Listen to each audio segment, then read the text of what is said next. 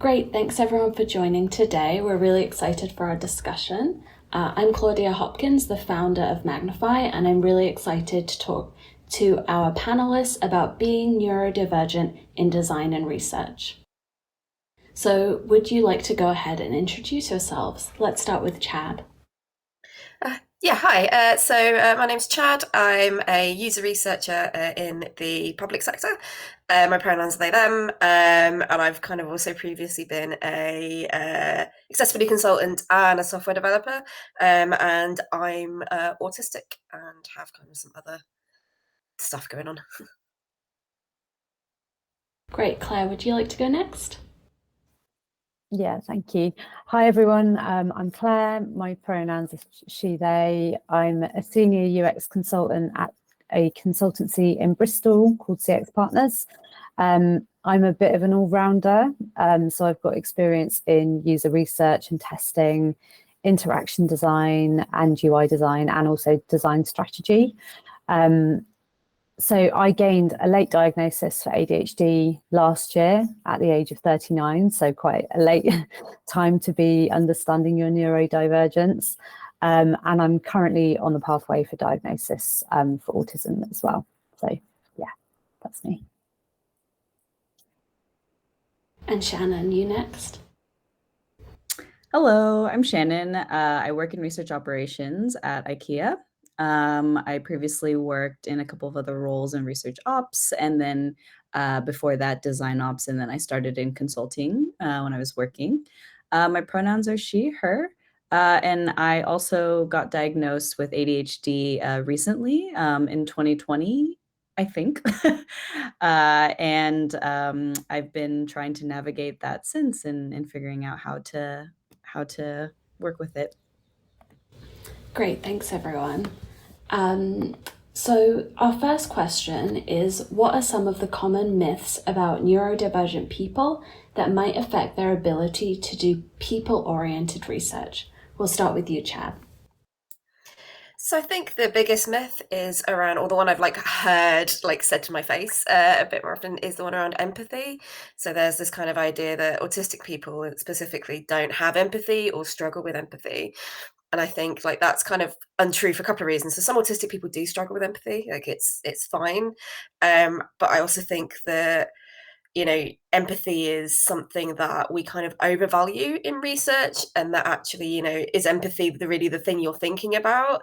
So like I said, because I work in the public sector, I talk to people from all kinds of walks of life, and kind of into situations that I couldn't empathize with at all because they're so different to mine. So, but I can still interview them. I can still kind of do usability testing with them, and I can still kind of analyze and present who they are, to stakeholders and things like that. So I'd say that we kind of overprize empathy, and then because of that you kind of do get a lot of people who will say autistic people can't be user researchers because we don't have empathy. And it's well, a lot of us do.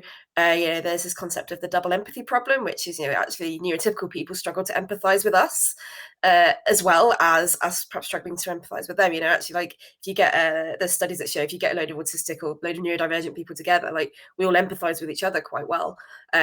It's just we have slightly different ways of communicating and facial expressions and all that kind of good stuff. So I kind of say that it's when you're thinking about it like that, just kind of think, well, is empathy really what I'm talking about? And also, I don't just talk to people, I do analysis, I do presentations, I do all these other things, and that I don't need empathy for, or whatever you think empathy is for, and that's an equally important part of the job, as well as kind of talking to people. Active listening is a skill that you can teach.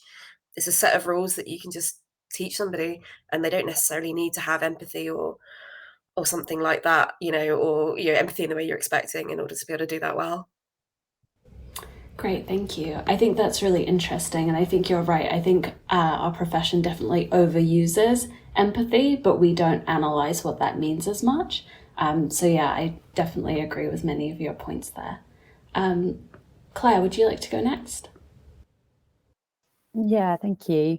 So yeah, I think I totally agree with what Chad said as well. I think it's a bit of a myth that all autistic people lack empathy. Some might find it harder to sort of read social cues, which allow them to recognize people's feelings and stuff. But I actually know a lot of autistic people who are really highly sensitive. And I think also justice sensitivity is a real massive trait for me. And I think neurodivergent people often really care and advocate for the lives of others as well. So like, yeah, it's about what we think empathy is and how that actually sort of manifests as well.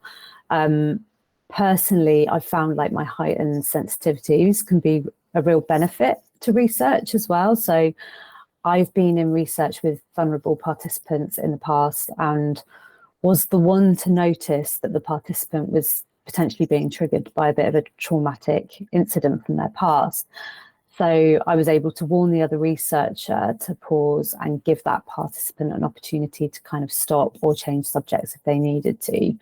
And I also think, like, you know, when we talk about empathy, I don't know, what are we talking about? I think a lot of researchers think that that's about, you know, being really personable and friendly and stuff. And there actually are benefits of being like less traditionally empathetic too. So I think neutrality during research is really beneficial, and that often means not being too personable or friendly. It's actually really great for research, because trying to befriend someone or encourage a participant with like too much smiling or friendliness can actually like influence a participant's desire to please the researcher and like say the right thing. So you're not necessarily getting as much of an authentic sort of response from them if you're influencing them in that way. So yeah, I think, you know, it's really important to understand that all neurodivergent people are different. Like autistic people are gonna have different ways that they, you know, interact in the world. Some are going to have lots of empathy, some might have less, but like that doesn't necessarily impact, you know, their ability to work in this industry and do really great research. And Shannon, what are your thoughts on this?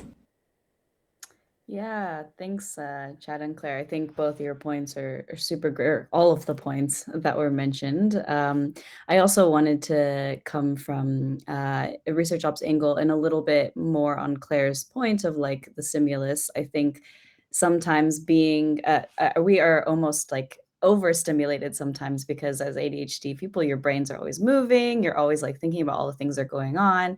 And I find myself like when I'm in a conversation or in a situation, I'm not only thinking about the words that they're saying, but like all the things that they're doing, the facial expressions, everything. And I also think from research ops, sometimes it helps me realize like, oh, researcher might be getting a little bit burned out in this conversation, or like, you know, it's time for us to maybe end an interview early, or like maybe we should move things to another time. Like just a lot of like organizational things. Sometimes I think about a lot more. Because I notice more, and I'm not so focused on like, oh, what is the work that they're doing, but actually like, how are they feeling, and how are they reacting to certain situations? And then same with participants, you know, if we realize like, oh, maybe this isn't the right situation for them, or maybe, you know, they aren't feeling as comfortable, maybe we can, you know, change some things about that to help them do that. And I also feel like one of the myths is that maybe we're not as organized or a little bit scatterbrained, or I do tend to forget things all the time. And it's both a myth and a truth. Like I'm obviously forgetting things, but at the same time, you know, sometimes we work extra hard to make sure that things are organized, and like we work in a different way. Maybe it's not that we ask questions like, you know, from A to Z, but maybe it's A to F to G to whatever, but you still get to the point that you want to. And I think like organization can be also a word that's maybe a little bit flexible in meaning something different to different people. Like, you know, maybe you're not traditionally thinking the same way as others, but like you still get to the goal that you want to, just in a different way. So yeah, I think in general, being neurodivergent means like thinking a little bit more outside of the box and not following so much of like what traditional thoughts are about different roles. Wonderful. I think that actually ties in what you just said about different roles into our next question. So if we're thinking about career progression as UX professionals, how might that be different for a neurodivergent person compared to a neurotypical? Claire, would you like to get started on that question? Yeah, sure. Yeah, for me, I think this is something that companies need to consider like a lot more than they do. Often companies focus on supporting neurodivergent employees by, offering reasonable adjustments day to day, which is obviously really great and really important. But I think workplaces that aren't considering how career progression might be adjusted to support those employees are not necessarily being wholly inclusive of them. And they're also missing out on having really brilliant neurodivergent leaders if they're not like helping those neurodivergent people kind of progress. So, for instance, being a jack of all trades can be tricky for some autistic people and people with ADHD who may, really want to focus in on their specialism as their special interest. For me, that's inclusivity, and obviously I am getting the opportunity to do that, but there's also things that like I'm not so good at that are on that progression path. So particularly in a consultancy environment, which is what I work in, progression for me is often meant getting involved in developing sort of client relationships and supporting sales and things like that. And that is something that typically I struggle with a bit more than my neurotypical counterparts. I communicate differently. I find it quite difficult to process and respond in the moment. And I'm often unable to like read between the lines when it comes to client communication. So often I'll come out of a client meeting and everyone else has heard something that I haven't because it wasn't necessarily said explicitly. So yeah, those are the sorts of things I can struggle with. And actually, I get ADHD coaching at the moment through the government access to work support scheme.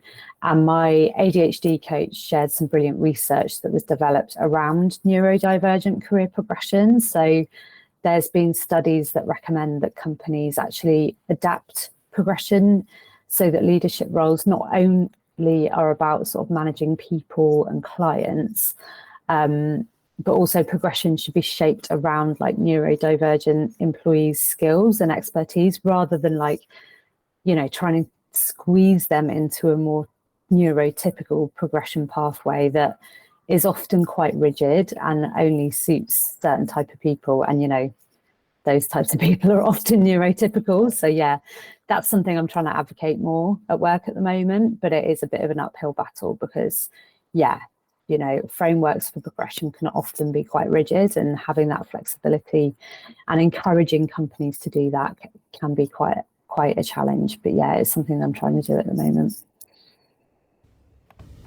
Great, thank you. I think that coaching program also sounds really helpful in your career progression as well and understanding more. I'm sure other people would find that a good resource to look into. Shannon, what do you think on this topic?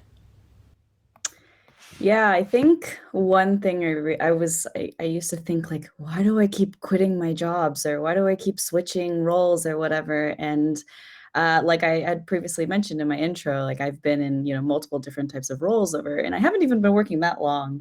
And I think for at least speaking for ADHD folks, like we need a lot of stimulus sometimes. We need to be like super interested in the topic, or we need to feel like our brains are moving so quickly. We need to feel like we have enough to fill the space and, to really keep us engaged in roles.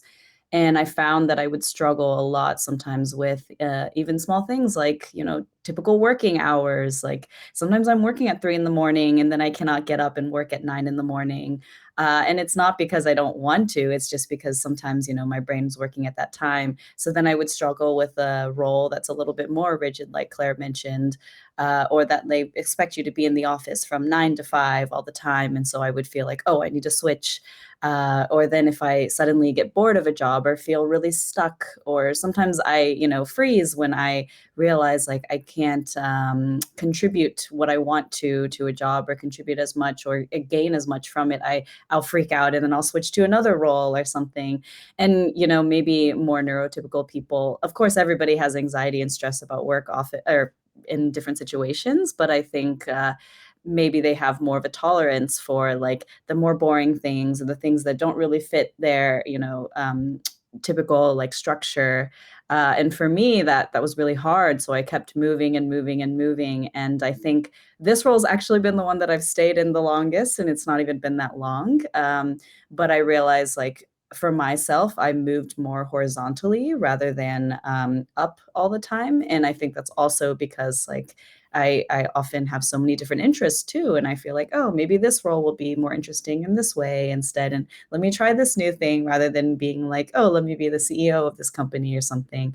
So I think, like, people often think like, oh, of course you're just going to move up and move up and move up. But I think sometimes you have to know that maybe horizontal moving is more of a career progression for people that aren't as neurotypical or something. So I think that's something that I have been battling with for so long, like wondering, why can't I stay in a role, or why do I struggle so much with this? And then I realized I just think differently, I just function differently in work. And maybe in the future, if there is more of a flexibility with this in the future of working, then maybe I would stick with the role more.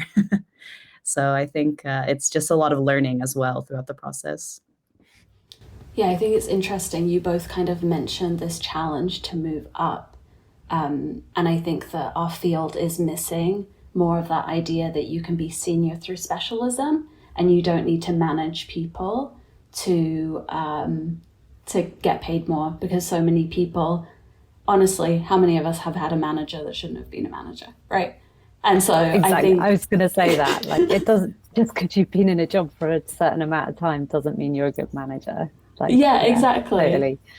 Yeah, so I definitely think and that would improve the workplace entirely if we valued different skills more. So yeah, thank you for that. Does anyone have anything else to add before we move on to the next question? Yeah, I just wanted to mention, I guess kind of related to what Shannon was saying, and a bit what Claire was saying as well, actually, like, there's like the concept of like spiky profiles. So, so the idea that, because I've been in workplaces, where people go, well, you have basic, intermediate, advanced, expert, or you might have some sort of scale around those kind of terminology. And so there's expectation that, if you want to be an expert, or if you want to do this more difficult role, you have to be good at the basic stuff of it. Whereas kind of neurodivergent people tend to have what is called a spiky profile, where actually you can be really good at the stuff you consider expert and be terrible at the stuff you consider basic. And so sometimes, like, I've definitely experienced it where like my progression within a role has kind of stalled because I'm hitting the wall of something that other people might consider a basic thing to do, possibly because it's the stuff that tends to be like more boring, I guess that Shannon was saying, or it's the stuff that's like, oh, if you can't like do this like very routine thing, then we can't get you to do like the interesting things that are more varied. And I'm like, no, like, I need the variation. I can't do repetitive. So quant research, for example, I find very difficult because there's a lot of kind of repetitive, stuff in like doing statistics and spreadsheets and stuff, and I can't really do that very well. But like, I really like writing surveys. So people go, well, if you can't do this, you can't do that. So I think that's probably the thing I would add, is that actually we see progression as a line that goes up kind of linearly, whereas actually I think for a lot of neurotypical people as well, to be honest with you, but like, I think particularly neurodivergent people, you have these spikes where you actually like, I'm great here, but I can't do the, like, I might find recruitment incredibly difficult, but I can do this or something like that. Great, thank you. Yeah, that really resonates. I think what's really interesting as well is the fact that neurodivergent employees can be at a higher risk of burnout. So what are some of the strategies that you think can help prevent this? Let's start with Claire again. Thank you. Yeah, so I guess burnout for me is such an interesting topic, mainly because I've suffered from it a lot in the past. And also that relates to my late diagnosis. So I tried to hold myself to like neurotypical standards a lot. And over the years, kind of thought it was my fault. I just needed to get more experience or get more confidence, and that would help solve and reduce my burnout. And, eventually I would kind of be cured of it. But that was obviously before I knew that I was neurodivergent. So yeah, I think the most effective way of supporting neurodivergent employees and like protecting them from burnout is just really listening to them when they say they're struggling. So, you know, much like neurotypical people, every neurodivergent person is different. So there's no like one size fits all solution. Neurotypical strengths and needs are really different, and so are no neurodivergent ones. So yeah, I think it's just really important for managers to like listen, acknowledge, and like work with that individual to understand what they need. And often that might be like co-creating strategies to try and help support them. I think for neurodivergent people, it's really important to make sure that they have quite a lot of autonomy. So like being micromanaged or being told, oh, this is the solution, is not going to fit that person, because they need to feel like they have some control over it. And also they probably understand their needs a lot more. And what a manager might suggest to a neurotypical person around burnout might not actually be appropriate for someone who's neurodivergent. Sometimes it might mean pushing back deadlines where possible, but also it might just be like, you know, gaining help with a task for half an hour to become unstuck, or doing some like body doubling. So like you're kind of working alongside each other to kind of work through a problem. Yeah, for me, I think also like anxiety and stress at work is very, very familiar and often quite a constant. So because of that, like I mask a lot, and it can look like I'm coping really well a lot of the time, even when I've just quite often got this like low level sort of basis of anxiety and stress. So because of this, I generally only flag that I need support when I'm quite close to burnout. I'm trying to get better at that, but like, you know, someone that is neurotypical might flag that they're struggling much earlier on. So I think it's just really imperative again for like managers to take it seriously when someone with neurodivergence has come to them and says that they're struggling. And yeah, I think it's also about ensuring that like where possible, I mean, I work in a consultancy environment, so there's lots of different types of projects going on. And where possible, it's about kind of matching that neurodivergent employee with projects that kind of complement their skills. So when I first joined CX Partners and had no idea that I had ADHD, I was tasked with leading a program of work for Google, where we were running like lots of small user-centered conversion rate optimization projects with some of their biggest clients. And I was tasked with leading everything on that program. So like, you know, I was doing all the research recruitment, running research sessions, doing client comms, facilitating full day workshops and report writing for like up to 5 projects at the same time. And they would all be at different stages. And my ADHD brain just could not cope with that amount of like cognitive load, basically. So after a year of leading that program, I just developed severe insomnia and major burnout. If I'd known I'd had ADHD, I would have known that that project would have been a massive risk for me to manage alone. And I think it's okay to speak up and say when something feels outside of your capabilities, or not necessarily outside of your capabilities, but like isn't quite well matched to what your skills are. I've got really different strengths, and I work best when I can like focus really deeply on like one project at a time. And now that we know that, my company has supported me with allocating like the right types of projects for me, obviously where possible, but it has got better. So I think, yeah, being really clear about that. And also kind of Shannon mentioned it earlier, it's about figuring these things out yourself over time. So I think it's really good to sort of reflect on what's worked and what hasn't and why, and communicating that to your workplace as well, and trying to like advocate to get, you know, the right type of work for you. So yeah, that's what's worked for me anyway. I think that's really interesting, and I'm sorry you went through that project. It sounds really tough. I think what stood out for me is that you said it took a year before you were like, this is too much. And when you were explaining it, I'm like, that sounds really difficult anyway. So it was, I mean, I think even for someone, it was a tough project for anyone. I think if you were neurotypical, it would have been stressful, but like I thought I was neurotypical at the time as well. So it was like, I was trying to be like, oh, you can do it, you know, it's just a challenge and this is going to help you prove yourself. But yeah, it just led to burnout. And I realize now how inappropriate it was for me to be leading that project. Or leading it without the support you needed. Exactly. Shannon, do you have any thoughts on this topic? Yeah, I think, super, super good points, Claire. And I think one thing that really, it sounds like has affected you as well, is the late diagnosis. Like, I definitely started working before I got diagnosed, and the diagnosis has really been a game changer. Like, I literally quit my first job less than a year in. I had not even been working that long, and I just left for Christmas break once, and I just never came back. I was like, I can't do this. And I didn't know why. I couldn't figure out, what the issue was. I was like, it's just one job. Like, why am I freaking out about this? And I realized it's after the diagnosis, which is so game changing. I realized, oh yeah, I struggled with all of these different things in the role because I just didn't know. I didn't know how to deal with certain situations. And back then, this was like many years ago.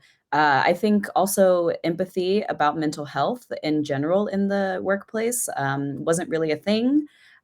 So like I was traveling weekly cross country all the time, and it wasn't just a normal thing to do. I wasn't getting much sleep, and it was also just a normal thing to do. And I think now that there's a lot more resources out there, a lot more understanding that like I didn't even know like leave from your job is a thing, like sick leave or health leave or whatever. I always thought, oh, I just have to push through things. And I think that's something that I realized was something that I definitely needed at that time. Like that's probably most of the reason why I'm still in this role for so long, is I realized like, oh, the diagnosis was super helpful in understanding like how do I deal with things differently. I think sometimes neurodivergent people often stress out a little bit more, even because like especially ADHD, when you're just thinking and thinking, you get into these deep holes and you stress yourself out and you feel like you can't do things, or even the opposite, where I was told from a coach that you tend to be a lot more of a perfectionist too, where you beat yourself up for all these little mistakes you make, or like, when you forget things. I always forgot things. I used to think I was like, am I stupid? Like, why can't I figure this out? Like, why can't I, do this really easy thing that everybody else is doing? And I realized like, it's just because, my brain functions a little differently. I need different types of roles. I need more opportunities for breaks. And that has been very, very helpful. And I think having employees and coworkers who are sensitive to that is really nice too. Like when telling people, hey, you don't need just sick leave for like colds or diseases or whatever, viruses. You need it also for mental health. And I think like I realized when I would get too overwhelmed, then I'm like, let me just take the afternoon off, or let me just, go do something, come back and start again. And I think having managers and people around me who understood that was great. I also had a coworker this year who asked me, she literally said like, hey, I know you have ADHD. Like, is there anything that I can do to help you support? Or is there like a different environment we can make for you? Or like, what are some of your workplace requirements that can help us work together more easily? And I'd never had anyone ask me that in like 5-6 different roles.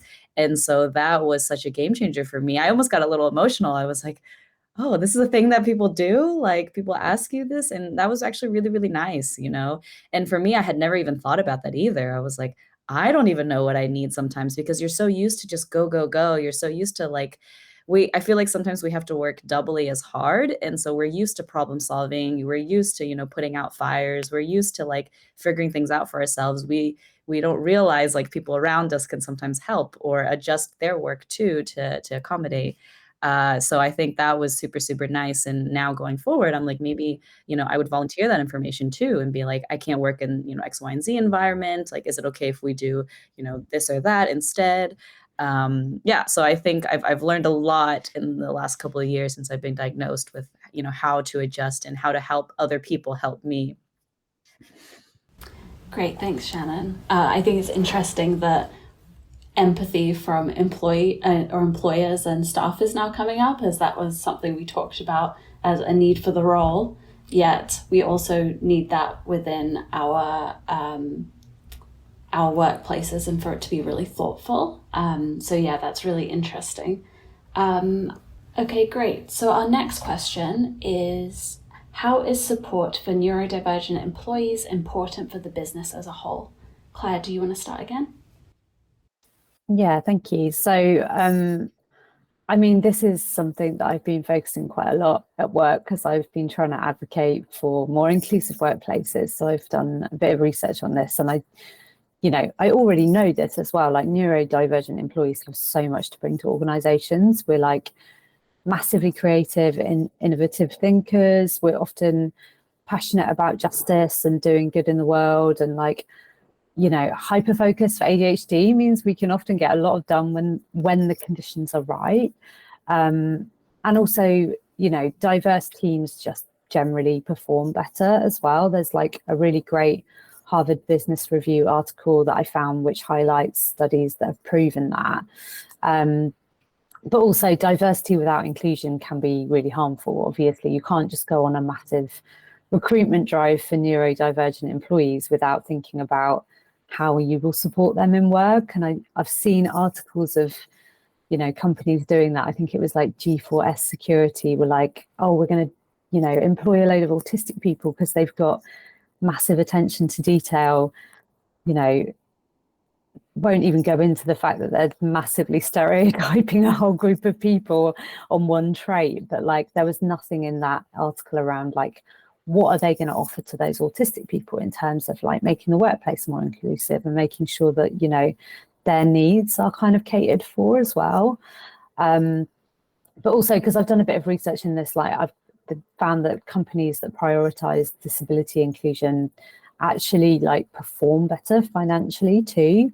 So there was another brilliant report I found from Accenture, I think, that they've done like research into the benefits of disability inclusion for companies. I can probably share these, I don't know, in some way after, but I just thought that was really interesting as well, that like companies that are investing in disability inclusion are reaping benefits as well.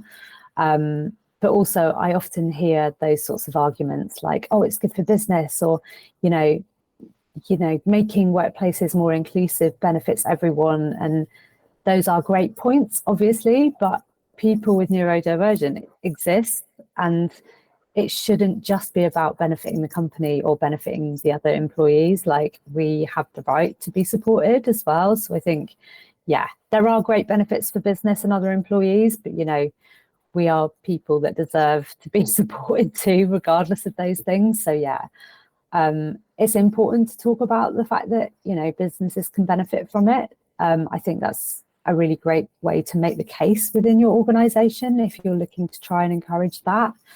So yeah, I can probably share some links to some of those things afterwards, but I just thought that was a really interesting thing that I found.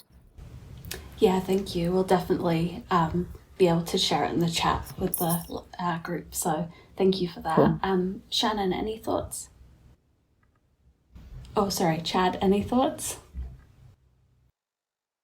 Sorry, yeah, I guess I wanted to pick up a little bit, I guess, on kind of where Claire finished off, that at the end of the day, as an individual, I don't particularly care about the benefit to business. I care about the fact that I need money to live, and that, I'm entitled to a job, and that, we have, coming from the accessibility sector, which is where I was kind of before this role, it's kind of, I know that, we have things in the UK like the Equality Act, we have things, in the public sector as well around kind of accessibility and those kind of things, and that, I am entitled to that support.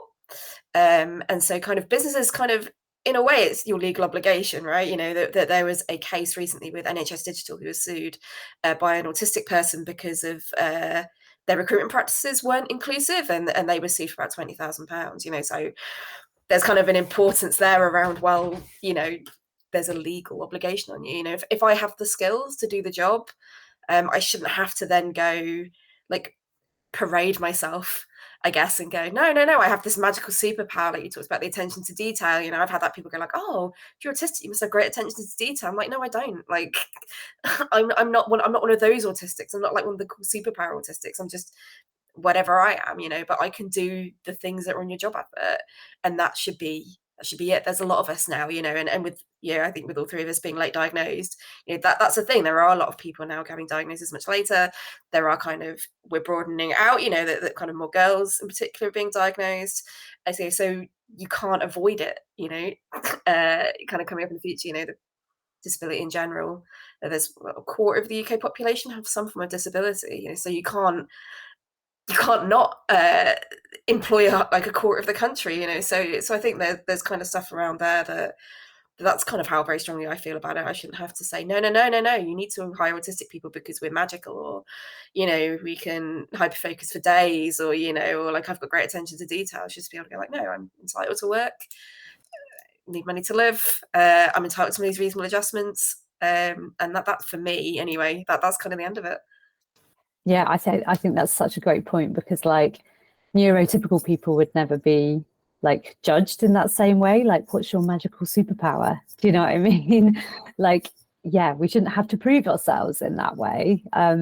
We are just people that deserve to have jobs just like everyone else. And yeah, I think there's often a lot of focus from companies of like, well, what am I going to get out of it if we're having to support people with disabilities? So yeah, great point, Chad. Yeah, I totally agree. I think it's interesting too so it's more about companies needing to individually support their employees. And I think you made a great point, Chad, of how the stereotypes play into the workplace, and, oh, well, you must have this quality, but that's not necessarily true.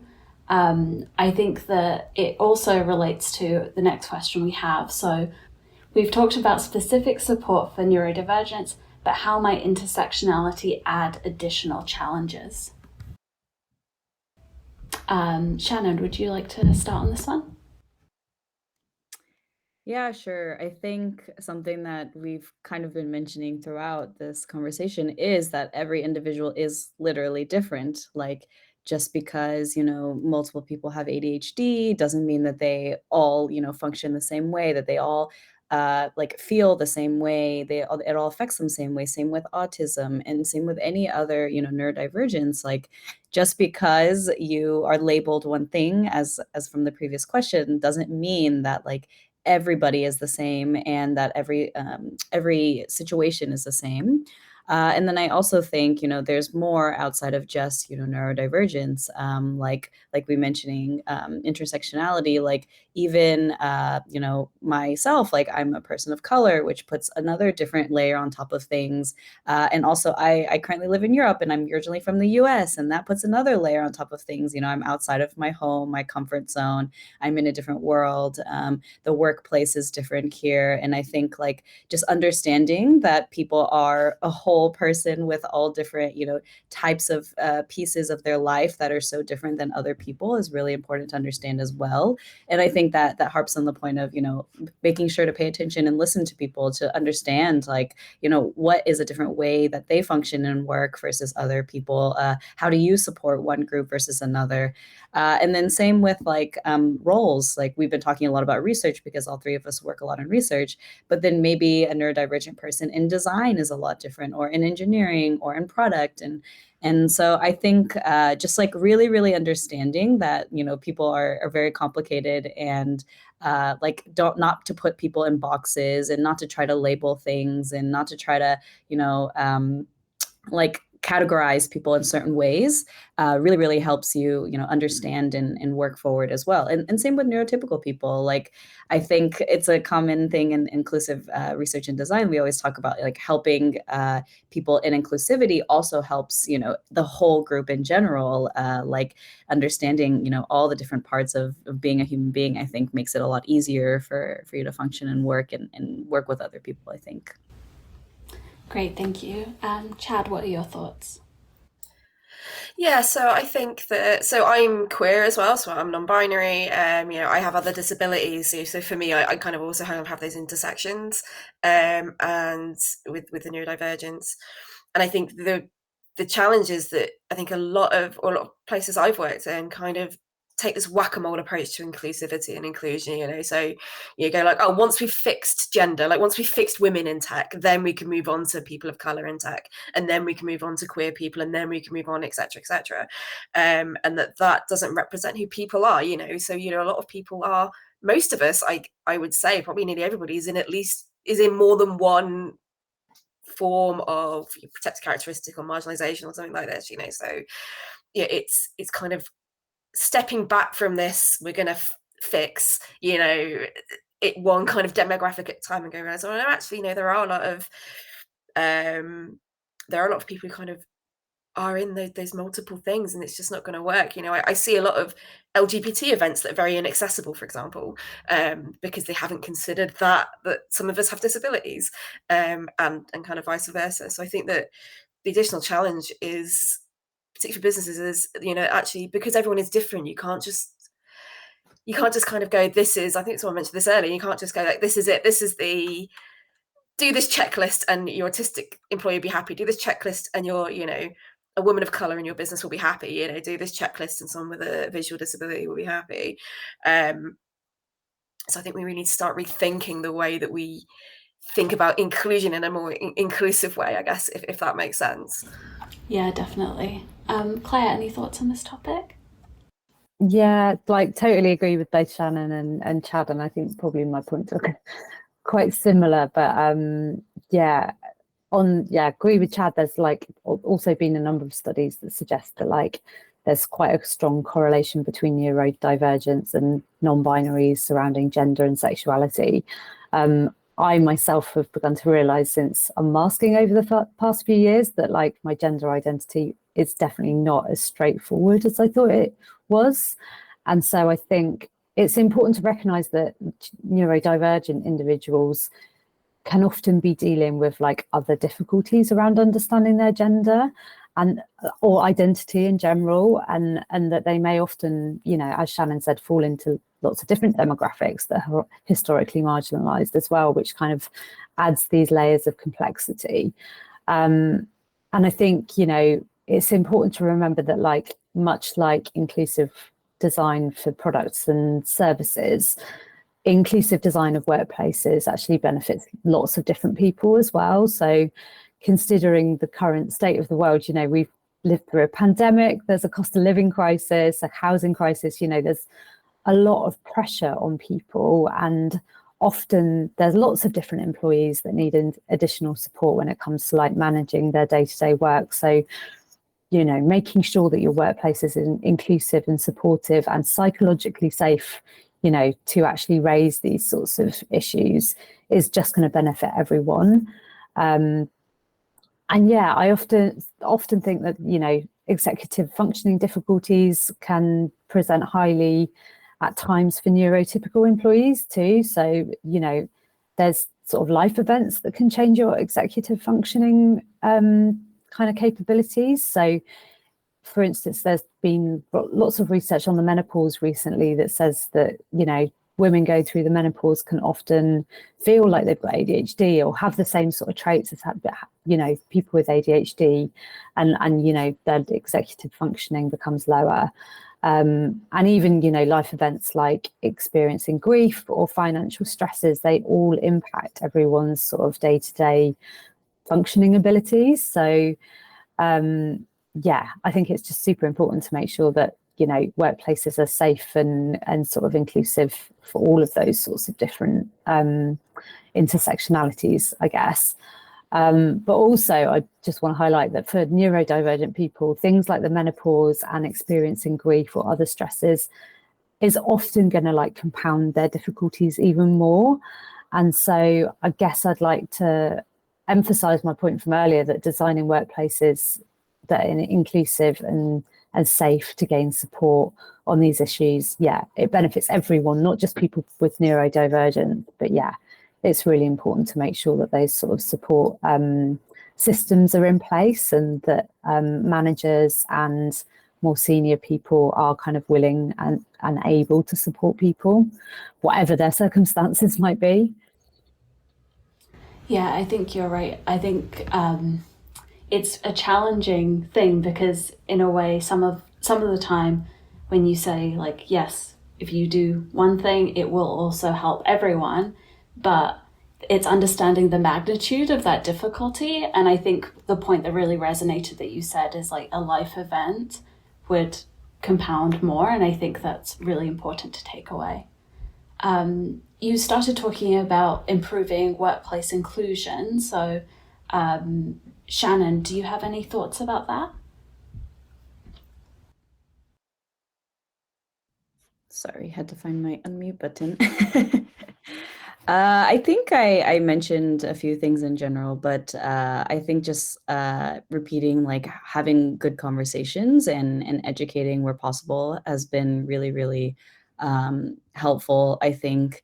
And even like learning a bit more outside of work too, like outside, like taking some time to maybe go to different events or learn about other different groups. Like, I'm like, oh, I have ADHD and I go through X, Y, and Z, but I don't necessarily know what it feels like, to have autism or, other neurodivergence, or even, any other parts of the intersectionality that we mentioned before. I think like really trying to go out of your way to understand other people and other situations is probably very helpful.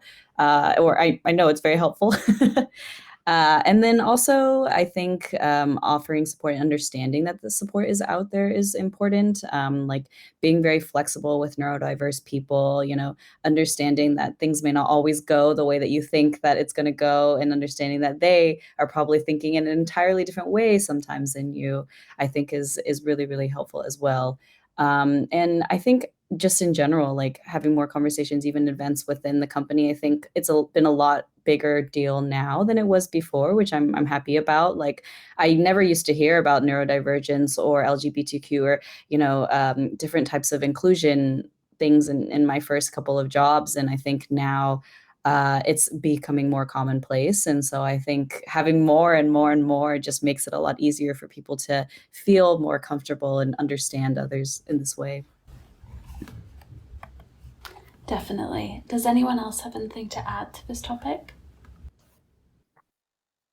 Yeah, I do actually. I actually think it's the responsibility of sort of senior leadership teams to do better at educating themselves. I think often the onus can often be on the people who are neurodivergent to be the educators. And, that's a job in itself. We're already potentially struggling with our day to day, and there's just so much information out there that's available for free on this subject now that there's not really any excuse for not focusing on it. And I think Chad mentioned this earlier, like, I just want to highlight there's a massive underdiagnosis in adults, and in particular women and those assigned female at birth. It's massive. We still don't really know how many neurodivergent people exist in the world, as assessments and diagnoses are way behind.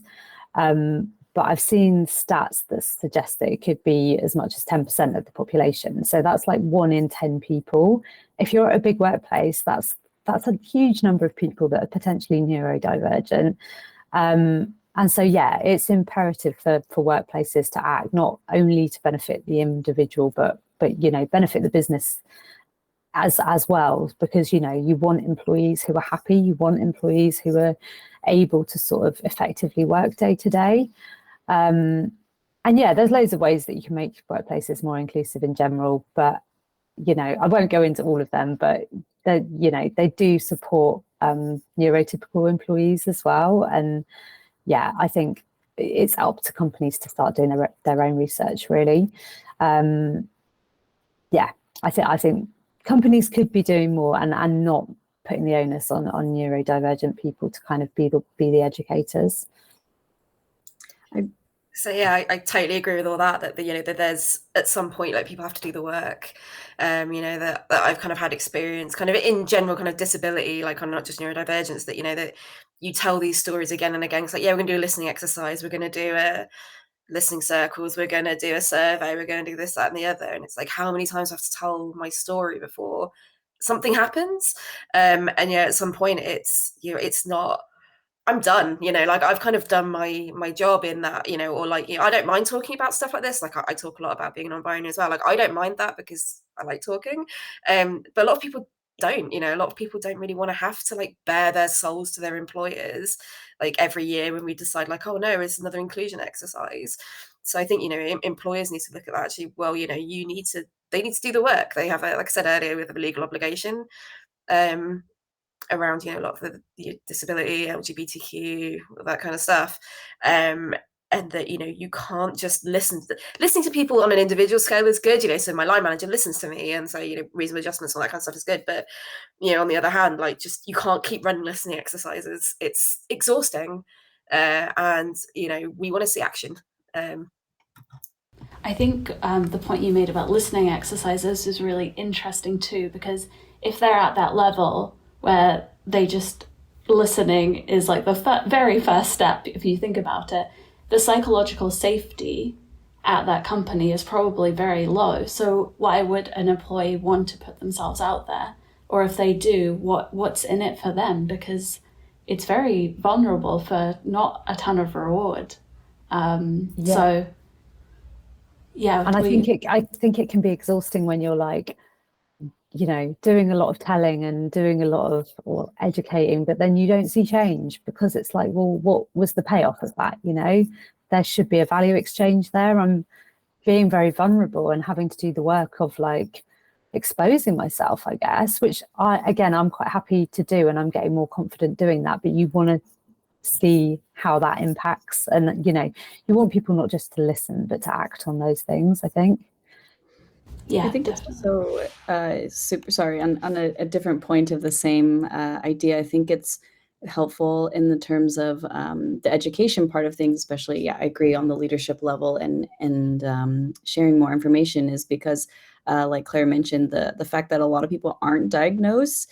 Actually, learning more about other people makes people realize maybe they also fall into some of these buckets. Like, I've even helped a couple of coworkers who are like, wait a second, some of the things that you're saying are some things that I go through as well. And like, because we never had these conversations as much before, people just didn't know even that like certain things were a possibility, that you could be neurodivergent, that you could have a disability, or any other things. And I think that has been a good outcome, I would say, of having these conversations, and I agree with you, Chad and Claire, like, you have to have them in the right way, and not such a draining way, and make results happen from there. But also just sometimes having the conversations changes, the situation for others as well. Thank you, Shannon. And that kind of relates to our final question. So we've talked about the underdiagnosis. So thinking of designers or researchers that are thinking, I could be neurodivergent and are on that path, or they are neurodivergent, what advice would you give to yourself, knowing what you do now for when you started your career? What do you wish you knew then? Let's go with Shannon first. Yeah, I think something that I have been learning a lot and continuing to learn is having a lot more self-compassion. Like, I used to beat myself up all the time when I was younger about all different things. Like, I was like, why can't I take this test? Or why can't I do this? Or why am I locking myself out? Or why do I forget things? And just constantly like wondering what was wrong. And I think a big part of getting to where I am now is realizing that like I just function differently, and having self-compassion, and even as a neurotypical person, having self-compassion is a really big part of things, like I think I tried to be so much of a perfectionist sometimes, or like I tried to make sure everything that I did was correct and the same as everybody else, and wondering why I would fall behind for certain things. And I think now that I'm not doing that anymore, like if I forget something, it is what it is, or like I'm starting to like realize these things and try to use other ways to function in that way of like, I write everything down now, or I tell people to remind me, or I don't like push things off. And it's helped me a lot too. And then just forgiving myself when, like, yeah, I literally booked 2 plane tickets for the same flight last week and I couldn't get a refund because I forgot I booked it earlier, and it's okay.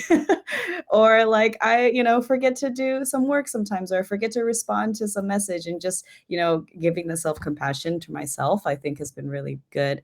And just also knowing that, like, we've talked a lot about a lot of the challenges, but I think that there's a lot of superpowers when it comes to being neurodivergent too. Like, I also don't think I would be where I am now without that as well. Like, the amount of empathy, the amount of understanding I have with other people, and like thinking differently means that maybe sometimes I think about things quicker than other people do. And I think that has been really good as well too. So instead of beating myself up about the bad things or the things that are more challenging, I try to, focus on the good things and then just deal with it for the rest.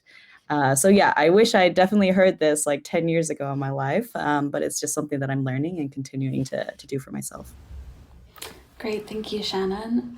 Chad, would you like to go next? Yeah, I guess the same, really. I think, the self-compassion is definitely a thing. I think, if I could talk to myself kind of when I joined tech, or even when I joined user research, to be able to go like, it's not just a character flaw, and I would beat myself up going like, why can't I do this? Like, this is really basic. Everyone else can do this, and actually kind of like getting the diagnosis, you go like, oh, okay, some things still are personality flaws that I need to work on and fix, but like some things I'm like, okay, cool, like it's not, there are ways we can work with this, and so I've got a younger nibbling who's starting to join the workplace. They're turning 18 soon, and they're autistic, and they're a little bit worried about discrimination and things like this. And kind of my advice to them was like, no, like the world is wrong. Like you kind of have to have a bit of an attitude. You have to be a bit of like healthy entitlement to go like, there's nothing wrong with you. There's something wrong with a world that assumes we're all the same. And that, and it is difficult because, it's discrimination does happen. People can struggle and do struggle to find work, particularly disabled people and neurodivergent people, and that, that might not pay off, and you might lose a lot of opportunities perhaps, but you'll get the right ones. And I think, that being in a bad job is so psychologically damaging. We talked a little bit about bad managers earlier, right? That kind of working in if your environment's not working for you, like, quit. I don't really know. Like, you just kind of have that kind of like self-awareness, and also like self-diagnosis is totally valid. We kind of touched on it, but like the assessments at the minute, they're being restricted. The waiting lists are horrendously long. I think there was a news article recently about the Sheffield NHS Centre for Diagnosing ADHD and Autism's got a 200-year wait list for ADHD because of how few people they take on all the time. So, it's like at some point, that those kind of things are valid, and you're going to have employees, if you're business, who are neurodivergent and know it, but don't have a nice piece of paper to tell you that they are. I've gone off topic a little bit, haven't I? No, it's really valid. Thank you. But that's what I definitely say. People listening, and you're thinking about it, just go like, well, everyone's entitled to support, and if you need something changing in your job, you should be able to ask for that. And if your company are terrible about it, then maybe that's a big red flag, and you should think about where you want to be. Great, thank you, Chad. That's really powerful. What about you, Claire? Yeah, I mean, I wish I could give my younger self advice. It would have been amazing to have heard some of these things that I've just heard from Shannon and Chad. I agree with all of them. I think, I think it's really important to be boundaried. Like, I don't think I was boundaried with like my energy and, what I expected of myself. And that relates to Shannon's point on self-compassion. Again, I was always trying to like hold myself up to neurotypical standards all the time. And I didn't feel like I had the confidence to push back and say, actually, that's too much for me, or I need help here. So yeah, I'm much more boundaried with my energy and like where I spend my energy. And also to Chad's point as well, like I spent 3 years in a really toxic workplace thinking it was normal. And, I definitely should have quit, Chad. I wish I'd had that advice back then, but I suffered in silence because I thought I should be doing okay and I thought I should be getting better. But yeah, I think being boundaried, having self-compassion, but also I think it's really important to say, like, don't be scared to ask for help. I think neurodivergent people in particular can have a bit of a complex relationship with asking for help, probably because, you know, we've often always struggled and feel extreme imposter syndrome. Well, I have anyway. And we also often mask a lot of our difficulties a lot of the time. So like revealing when we are struggling can feel quite scary. I've always worried about my performance of being negatively judged. And also, you know, I have rejection sensitivity dysphoria, just to like chuck that in as well. Like that's a typical ADHD trait, and that can make it feel even more difficult. But yeah, I would say there's no shame in asking for help. A lot of neurotypicals that I know seem to find it much easier to ask for help, and it doesn't seem to impact their self-confidence or like sense of self. And since I've become better at doing that, I've only received positive sort of feedback. So yeah, I mean, I guess I'm really lucky now that I work somewhere where I'm like psychologically safe to do that. I do work for a really inclusive workplace now, and I understand that that's like quite a privileged position to be in. But also, if you're worried about opening up or you feel like your workplace isn't a safe place to do so, I'd say like reach out to neurodivergent people in the industry, or like try and find local or online communities to connect with. I mean, off the back of this, I'd love to create some sort of community for neurodivergent people in UX. I think it's really needed. You know, somewhere where we could share experiences or strategies for more effective working and support each other. So yeah, I would love to hear from people that would be interested in something like that. I think it's, yeah, sorely needed in our industry. But yeah, if you feel like you can speak up in work, I think it's really important to do that. And yeah, I've mainly had positive experiences. And also we've talked about how things are changing. I think it's becoming more accepted, it's becoming more understood. So hopefully for people that get that confidence to do it, it will become a less scary thing for them, and they will sort of receive the support that they need. Yeah, I think one of the many things you said that stood out was like that you said it's a privilege to work in a psychologically safe workplace, and it shouldn't be. It should be a norm. So I really hope that people watch this and get a bit closer to a more inclusive workplace. So thank you three for sharing your ideas, sharing your thoughts. Claire, Chad, and Shannon all collaborated to put the questions together today and make this what they wanted it to be. So thank you for all your hard work. I've learned a lot throughout the session. I feel really inspired now, and I'm sure others will too. So thank you very much, everyone.